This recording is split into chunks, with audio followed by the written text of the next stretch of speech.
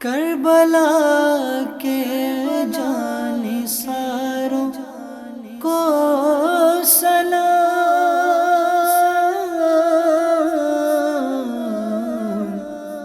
فاطمہ زہرا کے پیاروں کو سلام۔ الحمد للہ رب العالمین والصلاة والسلام علی خاتم النبیین اما بعد فاعوذ باللہ من الشیطان الرجیم بسم اللہ الرحمن الرحیم الصلاة والسلام علیک یا رسول اللہ وعلی آلک واصحابک یا حبیب اللہ الصلاة والسلام علیک یا نبی اللہ وعلی آلک واصحابک یا نور اللہ۔ ناظرین اکرام، پروگرام ہے کربلا والے، اور آج کے ایپیسوڈ میں ہم یوم عاشورہ یعنی 10 محرم الحرام سے متعلق کچھ مدنی پھول حاصل کریں گے۔ بہت کچھ معلومات میں اضافہ بھی ہوگا۔ 10 محرم الحرام کے اعمال کیا ہیں، کون سے اعمال کرنے ہیں، کیا کرنا ہے کیا نہیں کرنا ہے، اس سے متعلق بہت کچھ سننے سمجھنے اور سیکھنے کی سعادت ملے گی۔ آخر تک یعنی مکمل پروگرام دیکھیے گا۔ اللہ پاک نے چاہا تو معلومات میں اضافہ ہونے کے ساتھ ساتھ انشاءاللہ عمل کا جذبہ بھی نصیب ہوگا۔ پیارے نبی مکی مدنی صلی اللہ علیہ وسلم کے ارشاد پر عمل کرتے ہوئے کہ نیت المومنی خیر من عملی، مسلمان کی نیت اس کے عمل سے بہتر ہے۔ آئیے کچھ اچھی نیتیں کر لیتے ہیں کہ بغیر اچھی نیت کے کسی بھی عمل خیر کا ثواب نہیں ملتا۔ جتنی اچھی نیتیں زیادہ اتنا ثواب بھی زیادہ۔ آئیے نیت کرتے ہیں کہ پروگرام مکمل دیکھیں گے، جو سنیں گے اس پر عمل بھی کریں گے اور دوسروں تک پہنچانے کی کوشش بھی کریں گے۔ پیارے پیارے آقا مدینے والے مصطفیٰ صلی اللہ علیہ وآلہ وسلم کا فرمان عالی شان ہے، قیامت کے روز اللہ کریم کے عرش کے سوا کوئی سایہ نہیں ہوگا۔ 3 شخص اللہ کریم کے عرش کے سائے میں ہوں گے۔ عرض کی گئی یا رسول اللہ صلی اللہ علیہ وآلہ وسلم وہ کون لوگ ہوں گے؟ ارشاد فرمایا، نمبر 1 وہ شخص جو میرے امتی کی پریشانی دور کرے، نمبر 2 میری سنت کو زندہ کرنے والا، اور نمبر 3 مجھ پر کثرت سے درود شریف پڑھنے والا۔ صلو علی الحبیب صلی اللہ تعالی علی محمد صلی اللہ علیہ وآلہ وسلم۔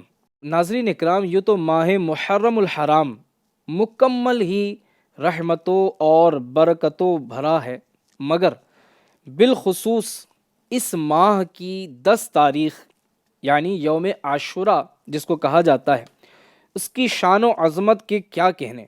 یہ دن پچھلی امتوں میں بھی بڑا مکرم و محترم رہا ہے۔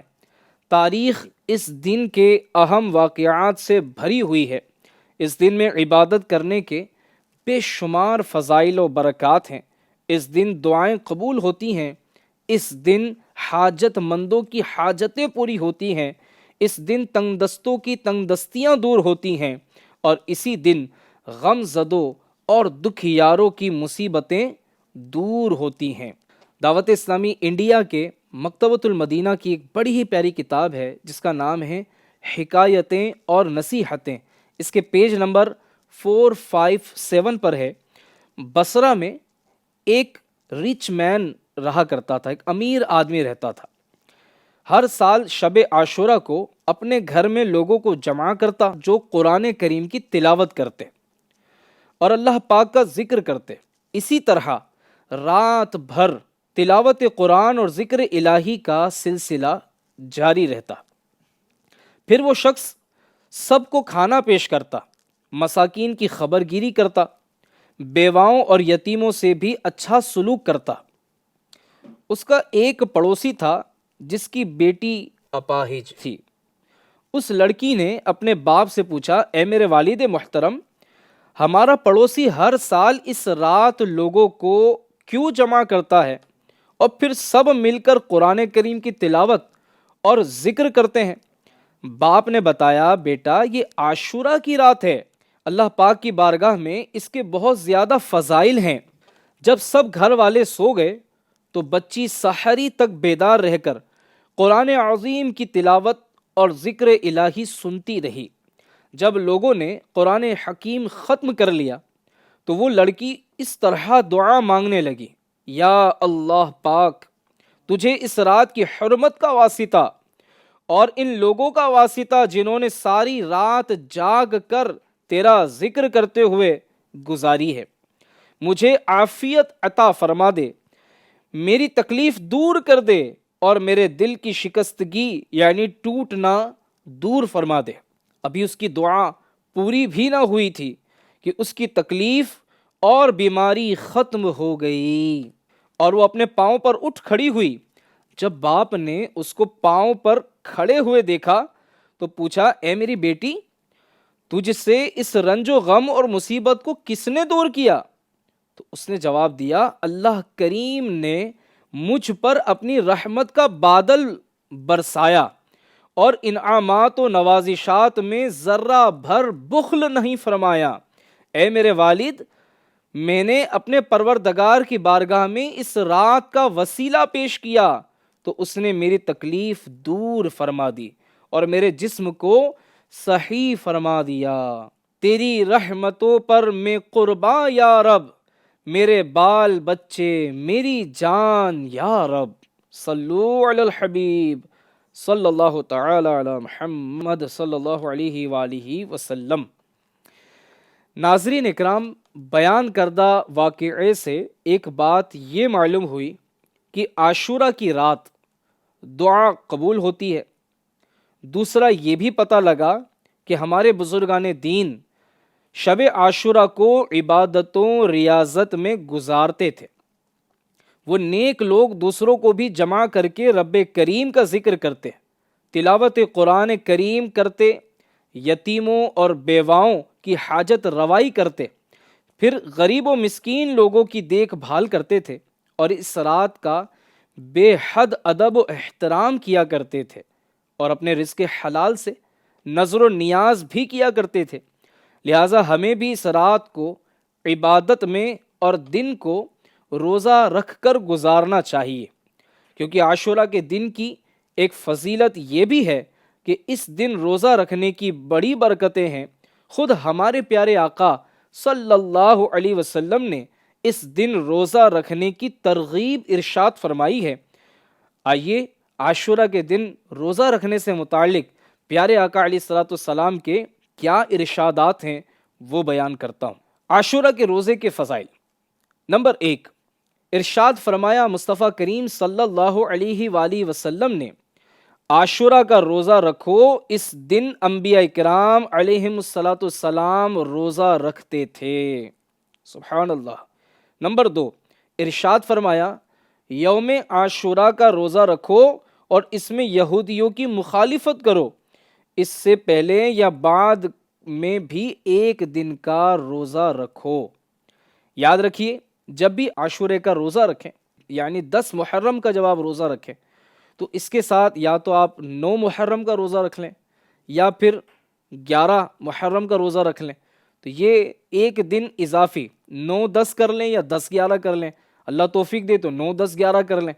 جتنا شہد ڈالیں گے اتنا میٹھا ہوگا، جتنے روزے زیادہ رکھیں گے اتنا ثواب زیادہ ہوگا۔ پیارے پیارے آقا صلی اللہ علیہ وسلم نے فرمایا، مجھے اللہ پاک پر گمان ہے کہ عاشورہ کا روزہ 1 سال پہلے کے گناہ مٹا دے گا۔ سبحان اللہ، سبحان اللہ۔ تیرے کرم سے اے کریم، تیرے کرم سے اے کریم، کون سی شے ملی نہیں، جھولی ہماری تنگ ہے، تیرے یہاں کمی نہیں۔ صلو علی الحبیب صلی اللہ تعالی علی محمد صلی اللہ علیہ وسلم۔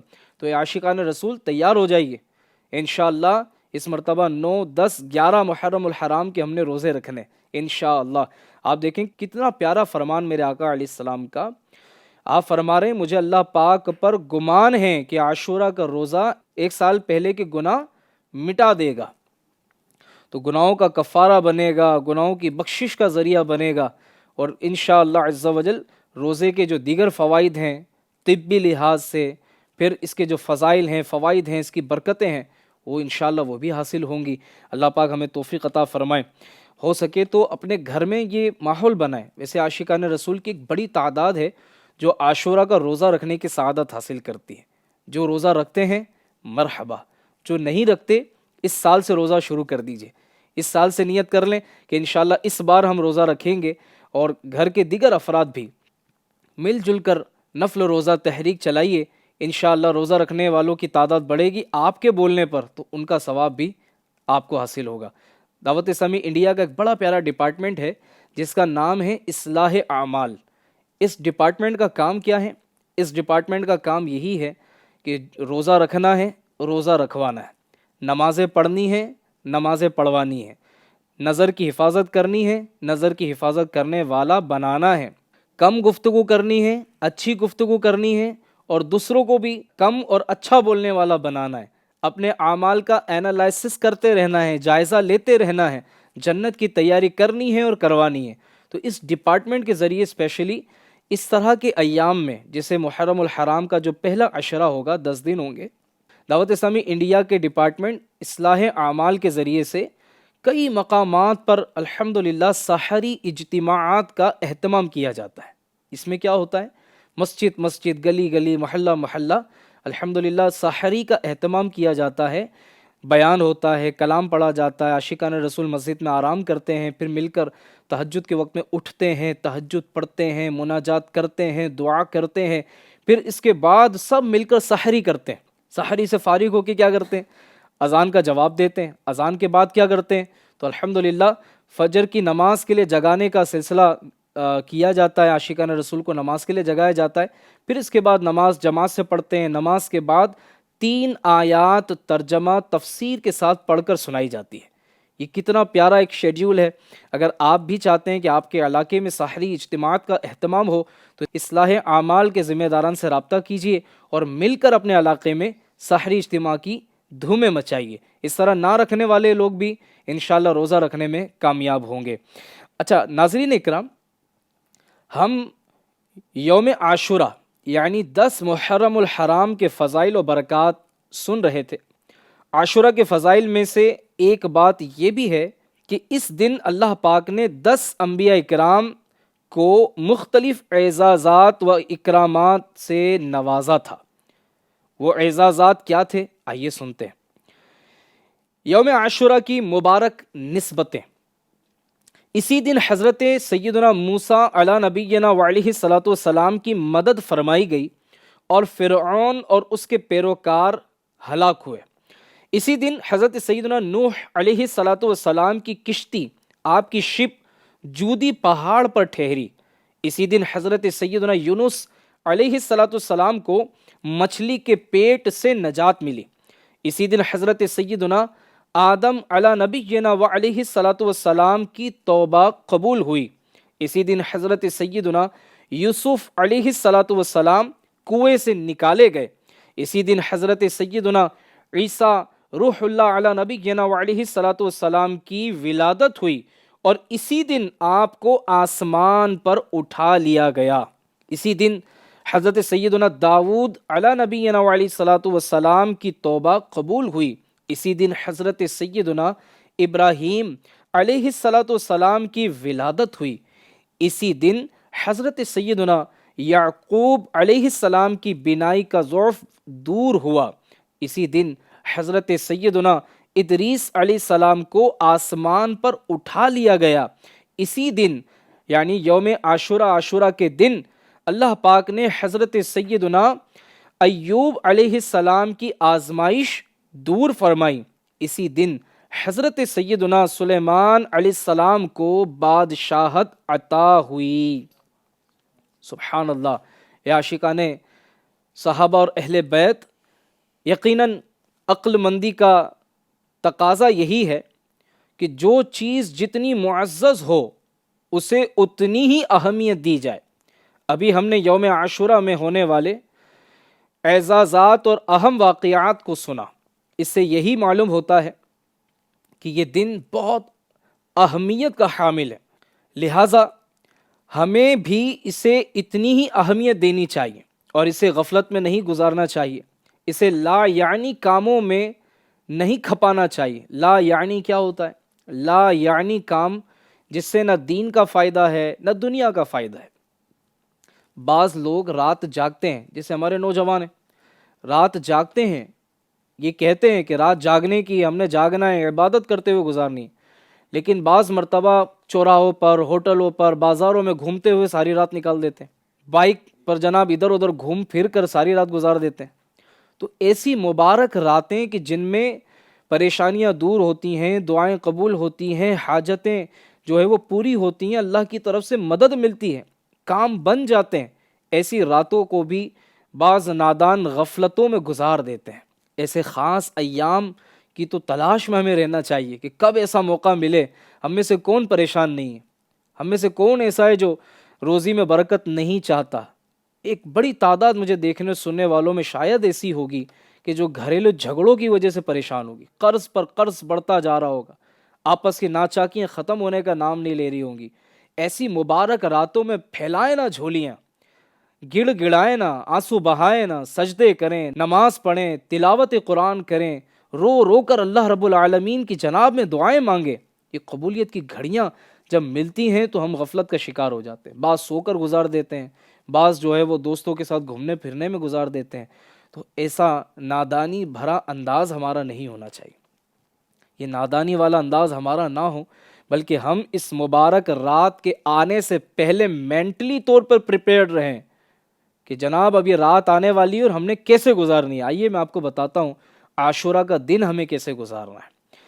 حضرت سیدنا علامہ عبد الرحمن ابن جوزی رحمۃ اللہ تعالی علیہ فرماتے ہیں 10 محرم الحرام بہت عظمت والا دن ہے، لہٰذا مناسب ہے کہ جس قدر ممکن ہو اچھے کام کیے جائیں، بھلائیوں کے اس موسم کو غنیمت جانو اور غفلت سے بچو۔ یوم عاشورہ کا روزہ رکھیے اور اس کے ساتھ 9 یا 11 محرم الحرام کا روزہ بھی ملا لیجیے۔ حضرت سیدنا علی المرتضیٰ رضی اللہ عنہ کا فرمان ہے، عاشورہ کے دن جو 1000 مرتبہ سورہ اخلاص پڑھے تو اس کی طرف اللہ پاک نظر فرمائے گا، اور جس کی طرف رحمان نظر فرمائے اسے کبھی عذاب نہیں دے گا۔ سبحان اللہ۔ اس دن توبہ اور استغفار کیجیے، یعنی عاشورہ کا دن خاص توبہ اور استغفار کا دن ہم بنائیں، اور بارگاہ الہی سے توبہ پر قائم رہنے کی بھیک طلب کریں۔ ہم میں سے بہت سارے لوگ توبہ تو کرتے ہیں، لیکن توبہ پر قائم رہنے والے کتنے؟ تو اللہ پاک ہمیں سچی توبہ نصیب کرے۔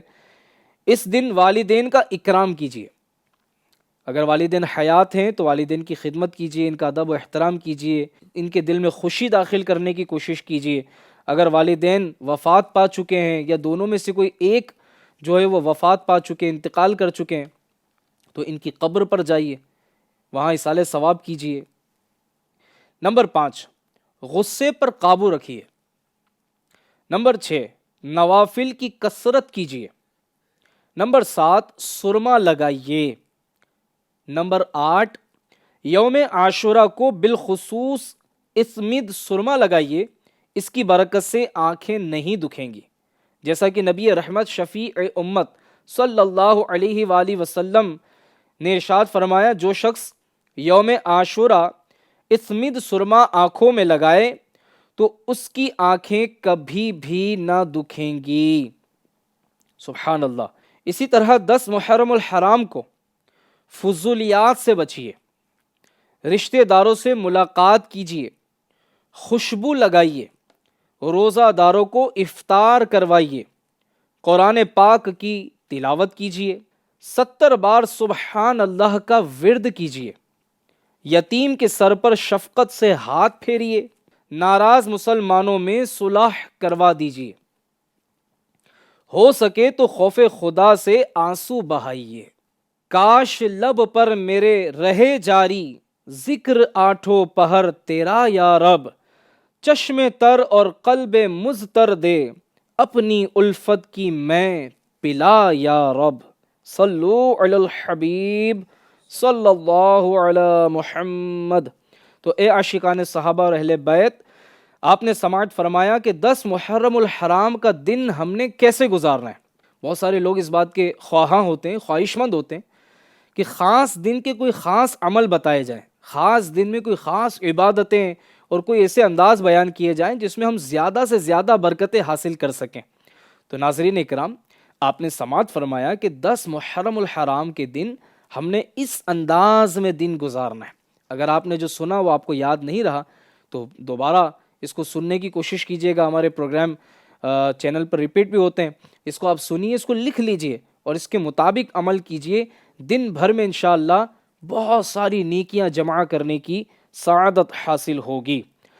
ناظرین اکرام، ہمیں چاہیے کہ یوم عاشورہ نہ صرف خود بلکہ اپنے گھر والوں کو بھی ان اعمال کو بجا لانے اور رب کریم کی رضا حاصل کرنے والے نیک اعمال کی ترغیب دلائیں۔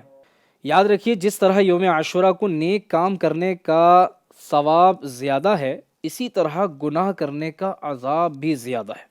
مگر افسوس، فی زمانہ علم دین سے دوری اور جہالت کی وجہ سے اس دن کو بھی ہم عام دنوں کی طرح غفلت اور فضولیات کے ساتھ ساتھ گناہوں میں گزارتے ہیں۔ نہ نیک اعمال کی کوئی فکر ہوتی ہے اور نہ اس دن کی تعظیم کی طرف توجہ ہوتی ہے، بلکہ ہر طرف بے پردگی کے نظارے ہوتے ہیں۔ کہیں گلیوں بازاروں میں تو کہیں قبرستان میں بے پردہ عورتیں گھوم رہی ہوتی ہیں، اور ایک تعداد ہے جو بد نگاہی کے گناہ میں بھی جا پڑتی ہوگی۔ اس طرح 10 محرم الحرام کو بعض گھروں میں طرح طرح کی خرافات اور فضول رسم و رواج میں قیمتی وقت ضائع کیا جاتا ہے۔ آئیے محرم الحرام اور بالخصوص یوم عاشورہ میں کی جانے والی خرافات، برائیوں اور فضول رسموں کے متعلق سنتے ہیں۔ 10 محرم الحرام کو بعض عورتیں گھر میں روٹی نہیں بناتی اور نہ ہی گھر کی صفائی ستھرائی کرتی ہیں اور نہ ہی جھاڑو دیتی ہیں، اور بعض تو ایسی ہیں کہ پورے 10 دن گھر میں آگ نہیں جلاتی اور آگ جلانے کو ناجائز و حرام سمجھتی ہیں۔ 10 دن گزر جانے کے بعد کھانا بناتی ہیں۔ غور کر لیں، ہمارے دین اسلام میں ان باطل رسومات کی کوئی حیثیت نہیں، کیونکہ اسلام ایسا دین ہے جو گزشتہ اور موجودہ تمام باطل، بےہودہ اور واہیات رسموں کو ختم کرتا ہے، نیکیاں کرنے اور شریعت مطہرہ پر عمل کی ترغیب دلاتا ہے۔ مگر افسوس، صد افسوس، فی زمانہ یہ خلاف شرع رسمیں ہمارے معاشرے اور گھروں میں بڑے زور شور سے پھیلتی جا رہی ہیں۔ ہم میں سے کئی ان رسموں میں ملوث ہیں اور اپنی ماں، بہن، بیٹی، بیوی اور بہو کو ان خرافات میں انوالوڈ دیکھ کر بھی ٹس سے مس نہیں ہوتے۔ اسی طرح مزید غور کریں گے تو بہت سی چیزیں سامنے آ جائیں گی۔ اللہ پاک ہمیں شریعت کے مطابق زندگی گزارنے کی توفیق عطا فرمائے۔ ناظرین اکرام، اس دن یعنی یوم عاشورہ میں ایک اور بڑا اہم کام ہے، اسے بھی ہمیں کرنا ہے۔ اسے کہا جاتا ہے دل جوئی۔ دل جوئی کسے کہتے ہیں؟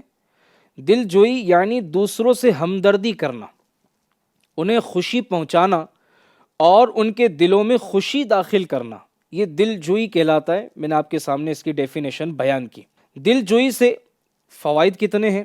اللہ! دل جوئی سے تعلقات مضبوط ہوتے ہیں، دل جوئی سے ناراضگیاں ختم ہوتی ہیں، دل جوئی سے محبتوں میں اضافہ ہوتا ہے، دل جوئی بیگانوں کو بھی اپنا بنا دیتی ہے، دل جوئی نیکی کے کاموں میں معاونت کرتی ہے، دل جوئی جنت کی طرف لے جاتی ہے، دل جوئی جہنم سے بچاتی ہے، دل جوئی سے دنیا بھی بہتر ہوتی ہے، آخرت کا بھی اس سے فائدہ حاصل ہوتا ہے، دل جوئی سے قبر بھی روشن ہوتی ہے، دل جوئی آخرت میں بھی کامیابی دلاتی ہے۔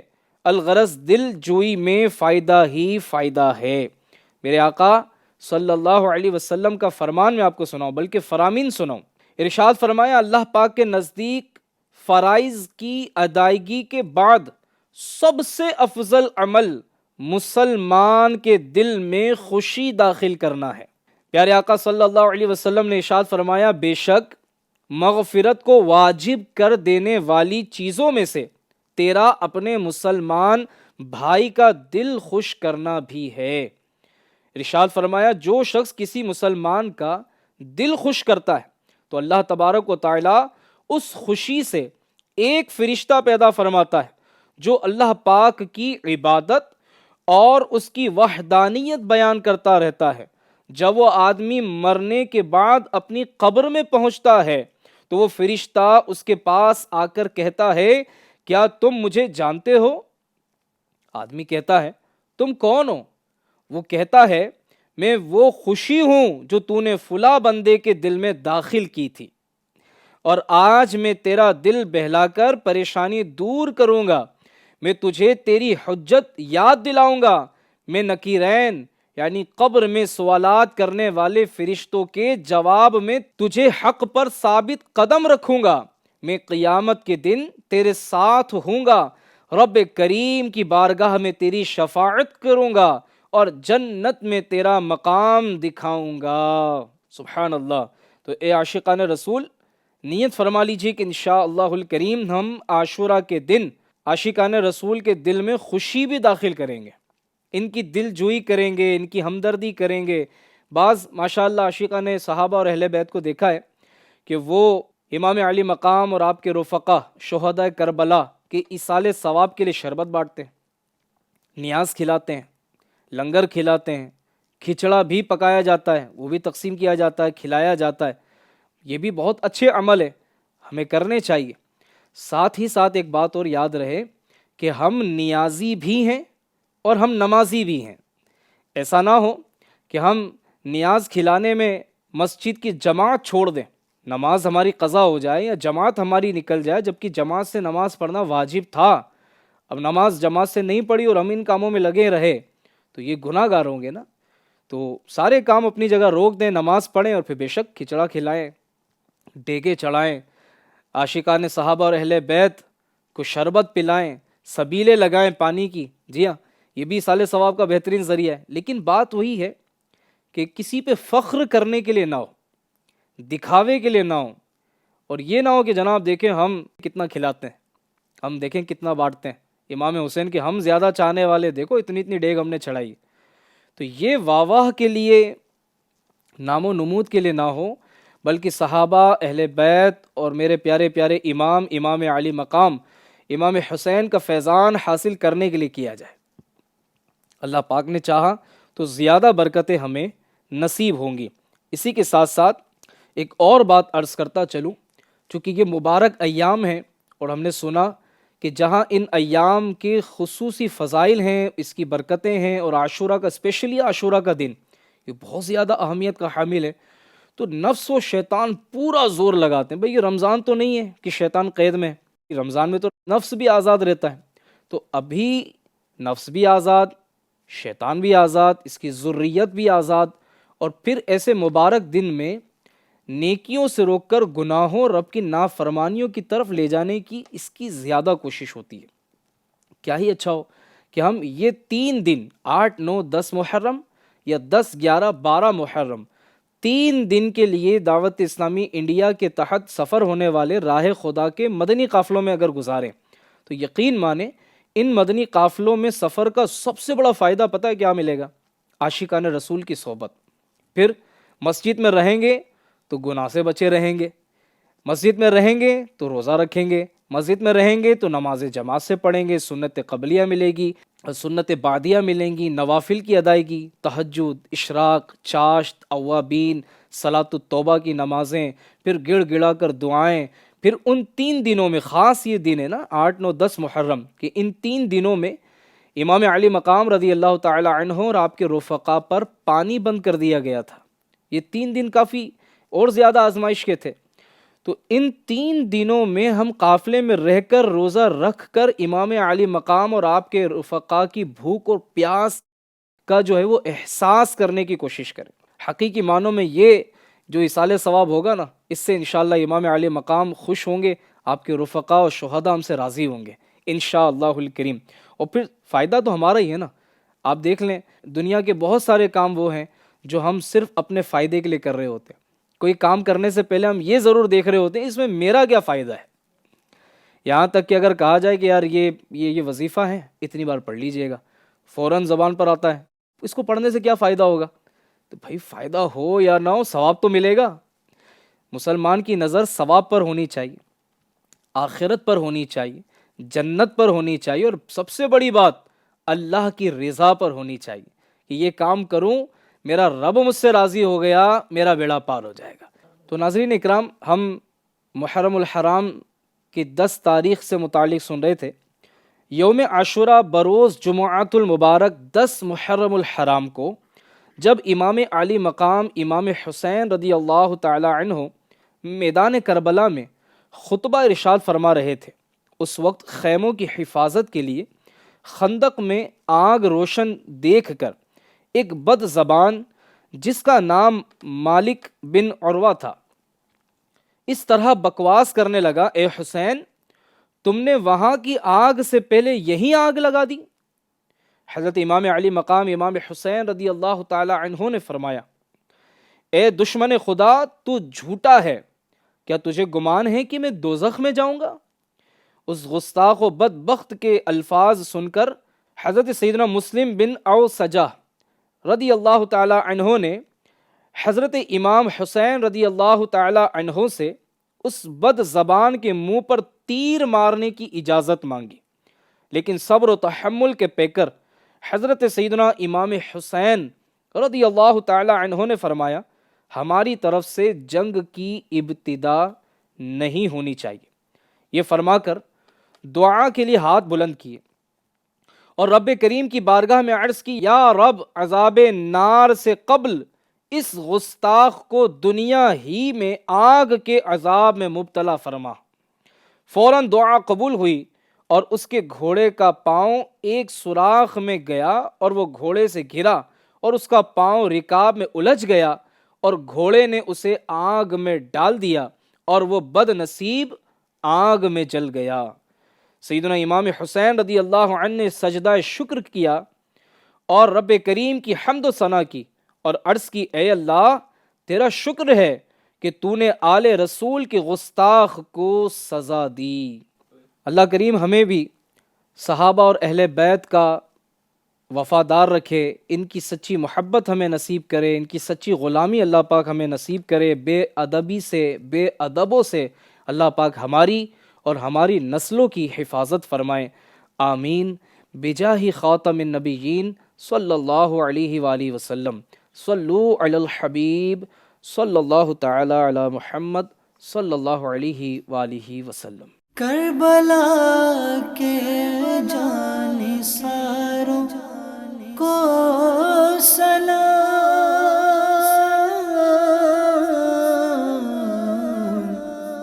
فاطمہ زہرا کے پیاروں کو